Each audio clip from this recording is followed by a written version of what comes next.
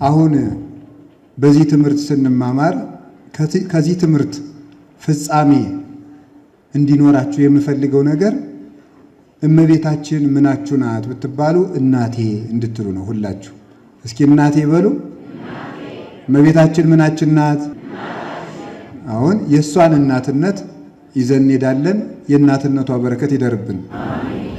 ማርያም የሚለው ቃል ሲነሳ ከሷ ላይ ሲደርስ ማለት ነው። ብዙ ማርያሞች አሉ። ወደ 8 የሚሆኑ ማርያም ተብለው የተጠሩ አሉ።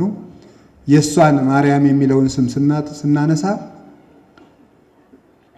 የዓለም መፈጠር ጭምር ነው ትዝ የሚለን። ዓለም የተፈጠረው ማርያም ስለሚለው ስም ነው። ምክንያቱም ዓለምን ከመፍጠሩ በፊት እግዚአብሔር በልቡናው የዓለም ክፉ እንደሆነ ያውቀዋል። ጠማማ እንደሚሆን፣ በእግዚአብሔር ላይ እንደሚነሳ፣ ሕጉን እንደሚተላለፍ፣ ከሕይወት ይልቅ ሞትን፣ ከክብር ይልቅ ሐሳርን እንደሚመርጥ እግዚአብሔር አስቀድሞ በጌትነቱ ብርሃን ያውቀዋል።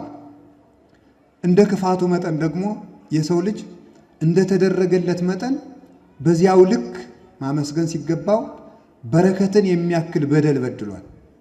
በደል በዛ የሚባለው የሰው በደል የእግዚአብሔርን ቸርነት ሲያክል ነው ይላሉ ሊቃውንቱ።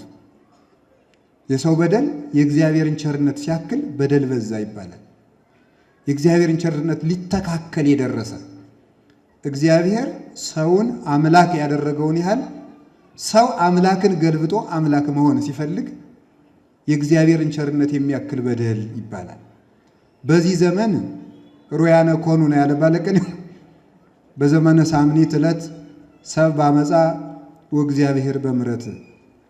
በመጨረሻው ዘመን በመጨረሻው ሰዓት ሰው በበደል እግዚአብሔር በቸርነት እኩል ሆኑ ብሎ ተናግሯል። ሰው በበደል እግዚአብሔር በቸርነት እኩል ሆኑ ማለት የሰው በደሉ የበደሉ ጽዋ የእግዚአብሔርን የቸርነቱን ባህር የሚያክል ሆኖ ፈሰሰ ማለት ነው። ያንን የሚያክል በደል እንደሚበድል የታወቀ የሰው ልጅ እንደ በደሉ ብዛት ቢሆን መፈጠር ባልተገባው ነበረ። የአዳም የበደሉ ተራራ ጎልቶ ሲታይ በተራራው ላይ ከፍ ብላ የምትታየው መርከብ ለእግዚአብሔር ትታይ ነበረ።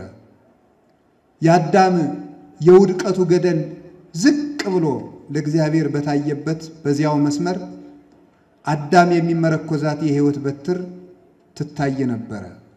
ያችም ቅድስት ድንግል ማርያም ናት።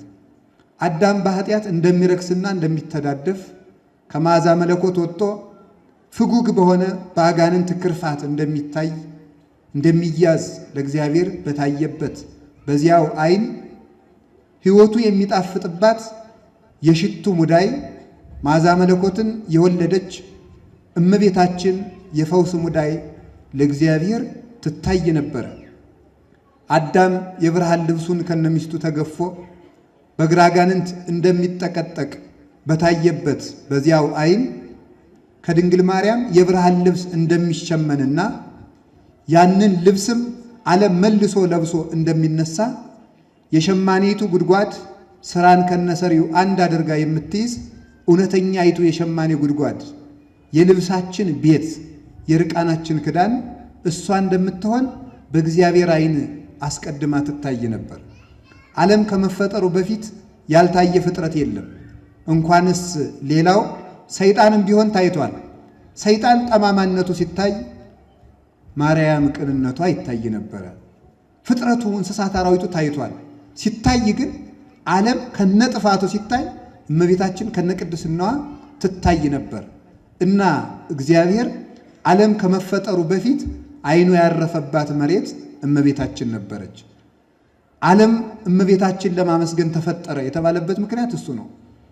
ስንፈጠር እንደምንበድል ካወቀ እግዚአብሔር ስንበድል የሚያነሳን ደግሞ ከድንግል ማርያም ሰው ሆኖ መሆኑን እግዚአብሔር ካወቀ ዓለም የተፈጠረው ማርያም ስላለች ነው ማለት ነው። እሷ እንድትኖር ስላሰበ እግዚአብሔር ዓለምን ፈጠረው። እንኳንስ ለመኖራችን ለመፈጠራችን ምክንያት ማርያም ናት። በእሷ እንደማያነሳን ባያውቅ ኑሮ ወይም ደግሞ በእሷ እንደምንነሳ ባንሆን ኑሮ ጠፍተን ለመቅረት እግዚአብሔር ባልፈጠረን ነበር።